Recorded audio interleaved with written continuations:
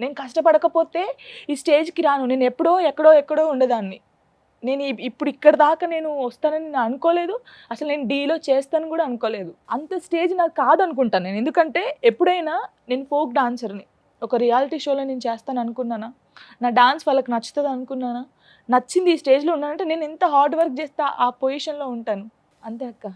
ఇంతకు మించి జనాలకి నేను చెప్పేది ఒక సిస్టర్‌గా అనుకుంటారో, ఒక అక్కగా అనుకుంటారో తెలీదు. వాళ్ళ ఫ్యామిలీలో ఇదే జరిగితే ఇలా ఊరుకుంటారా? ఎప్పుడు చూసినా ఇంక ఆహ్, నేను సూసైడ్ చేసుకున్నానక్క తెలుసా? అంటే నాతోని కాలేదింగ. నాతోని అస్సలకే కాలేదు. ఏంట్రా ఇది? ఈ కామెంట్స్ ఏంది? ఈ కథేంది? అసలు ఏం తప్పు చేయనప్పుడు ఎందుకనాలి? తప్పు చేస్తే మనకనిపిస్తది. అనుకోండిరా, పోనీరా అనిపిస్తది. చేయనప్పుడు అనిపించినప్పుడు తర్వాత నేను లిరిని చూసాను. నేను పోతే లిరిని ఎవ్వరు చూసుకోరక్క. ఇది 100%.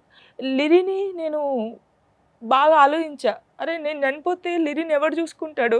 లిరికి ఇప్పటికి గూడా అక్క వాడు నేను ఎక్కడున్నా ఫోను చేస్తే వానికి 5 నిమిషాల్లో ఏది కావాలంటే అది తెప్పిస్తాను తెలుసా నేను ఇప్పటికి. అంటే వానికి ఎలాంటి ఫీలింగ్ ఉండకూడదు.